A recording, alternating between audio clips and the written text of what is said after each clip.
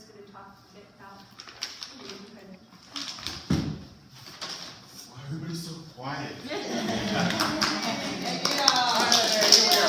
So, race, poverty, and the environment. So when I looked at the cover of the magazine, I was like, so which one am I? So I kind of chose poverty because it's kind of a rich subject of mine. I'd like to thank those who put me on the cover. I have no clue. But maybe it's the start of a new career. So my story is being a resident here in Visitation Valley. It's kind of a sad one. You know, my dad was in the military. He was in the Air Force. I was born in Riverside, California. And he decided after he left the military that he was going to take his family back to Samoa. I was at the time maybe 7 or 8. So still an American kid, still loved American food. And he uprooted us from there to American Samoa. My mother wasn't too happy because she was still a very young bride and she loved America because growing up, all they heard was how rich America was. And I remember my mom telling me when she did get here, she thought, you know, the land of honey and wealth. She told me she thought it was so dirty. She was, oh, America is so dirty. But how we got here was, so my father and my mom did not get along when they were in Samoa. They started to build a home. They had 2 kids. We were very unfamiliar with what was going on.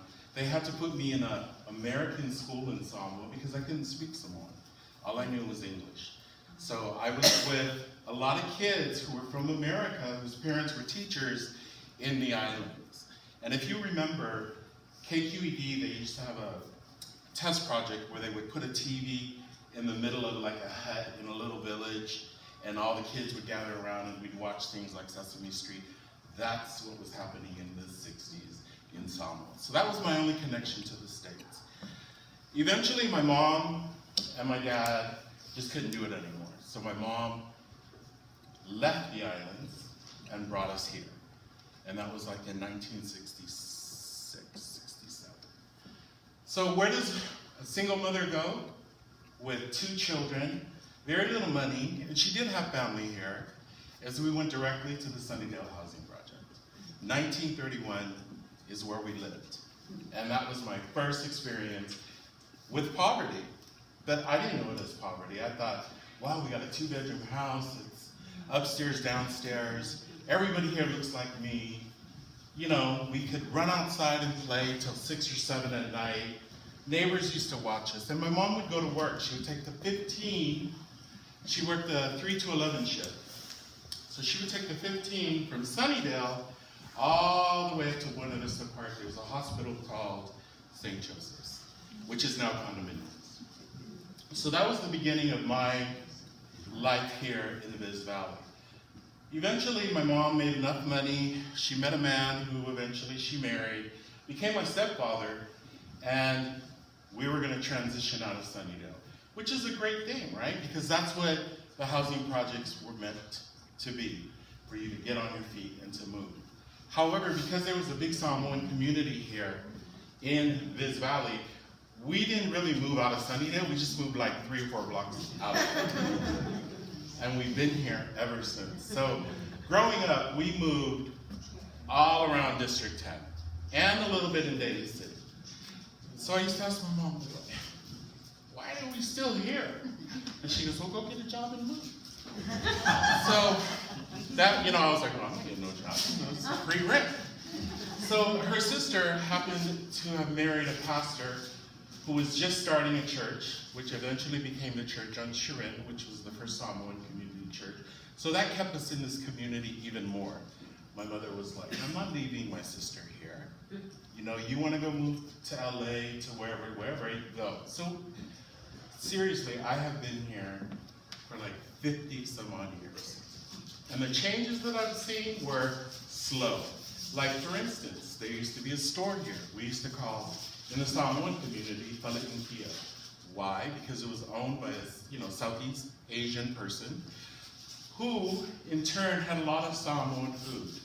Taro, bananas, and that's where we can come to get our food because Can't go to Safeway, can't go to Albertson, you know, they don't have that type of food. So it's funny that this library is here, and it's still referred to by the older generation as, oh, where the Paleokia used to be. You don't even call it the library.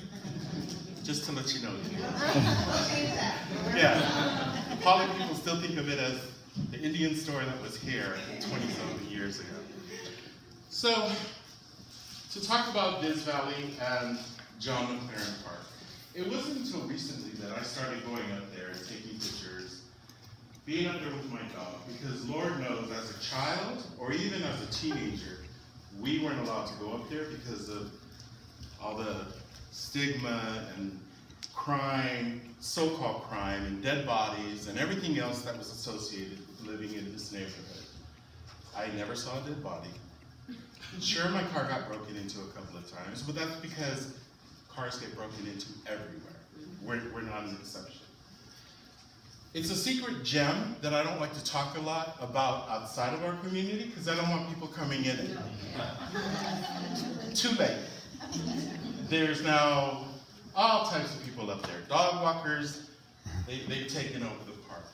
But I still go up there and I still reflect, standing up there looking down, and there really hasn't been that much of a change.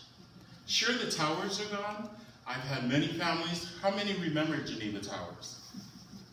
So growing up, right now I live in the Eichler homes. Does anybody know where the Eichlers come? Okay, they used to call them the bricks.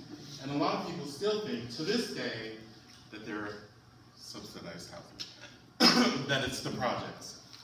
What they don't know is back in the day, they had a swimming pool back there. There were families who utilized that swimming pool. There was a community center where we can come and have meetings. There were carports where you can park your cars. And of course, once the city took over the towers and it became the housing, there were dead bodies that would be thrown out, cats and dogs that would be thrown out. So we've gone through hell and back. Now, there's talk of, in 20 years, Sunnydale will be totally gone, and there'll be new housing. Well, you know, that's kind of great, but what's going to happen to those individuals that live there now? Because they all think, well, we're going to come back to affordable housing. Well, affordable not for you, affordable for the city to tell you it's going to be affordable, but it won't be affordable. I've already had families that have moved out. They moved to Modesto, Antioch, Sacramento, and there are still some hardcore Samoan families, a lot of families, that don't believe that they aren't going to be able to come back. How many of you think they're going to be able to go back into Sunnydale once these beautiful homes are going to be put up? It's not going to happen. I don't care what city official tells you this, it's not going to happen. These people are paying anywhere from $25 to $250 a month rent. To have to come back and pay $1,500 to $2,500 a month rent, it's not going to happen. So we need to consciously think, what are we going to do with these individuals that are living there who have children who think in 15, 20 years that they're going to be able to come back?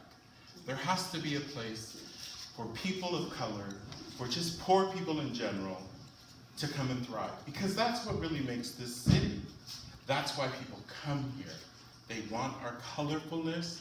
They want our diversity. Sure, this neighborhood is very diverse, but here's the thing about this neighborhood. It's diverse in pockets. We don't communicate with each other.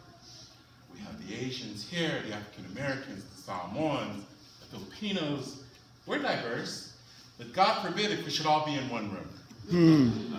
So we need to work on that. The great thing about it is that I didn't become the criminal thug that a lot of people think you become when you live in the hood. My sister became the first Samoan policewoman that was hired by the San Francisco Police Department, who retired as a deputy sheriff. Though she never came back to the hood, that's one of the things we talk about, is that she made enough money, she went to college, she graduated, she bought a home, and she stayed in that home in Half Moon Bay, and very seldom wandered back to this valley.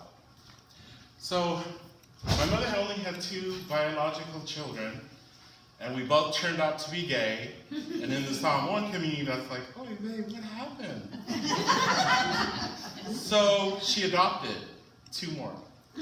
And my brothers became the gang members that you all fear in Sunnydale. Tattooed, they have reputations of being very hardcore.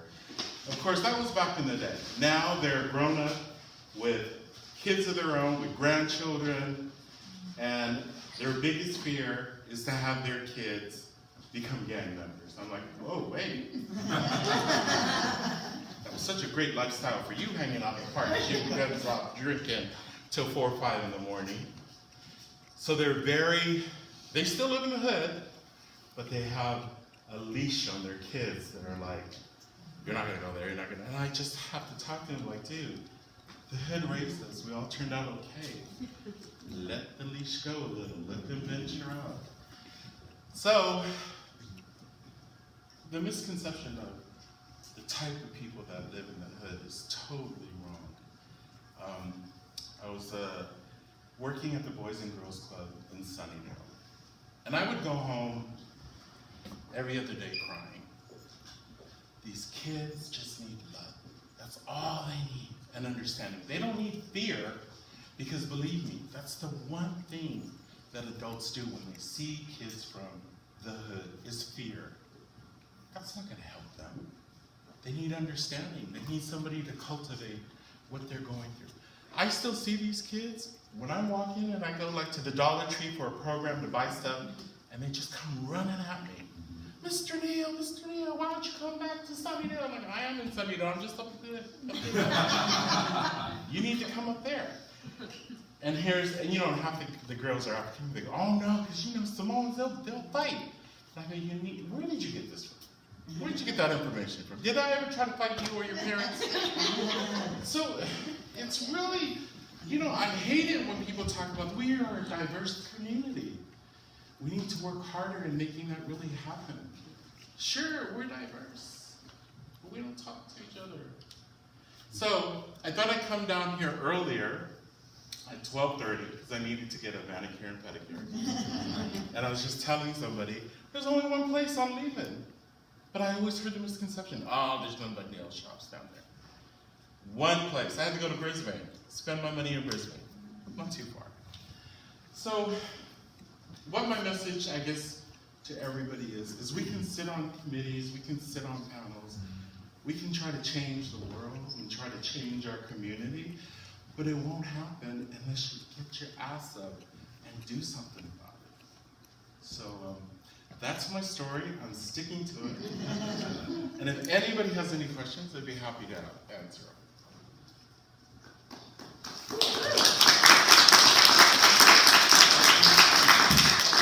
Maybe we can just have like questions and conversations after everybody has talked.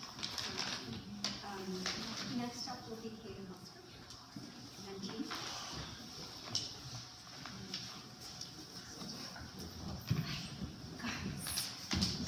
Okay, I guess I have to come up here. Hey everyone, how are you? How are you guys doing? We're great. Okay, I want everyone to just stand up for a second. And I want to just stretch your hands all the way up to the sky and let a big deep breath. And now big brief breath, and everyone take a deep breath in. And breathe out. And breathe in. And breathe out. And everyone shake their hands out like this. And say, wake up hands. Wake up hands. And everyone shake your head out like this.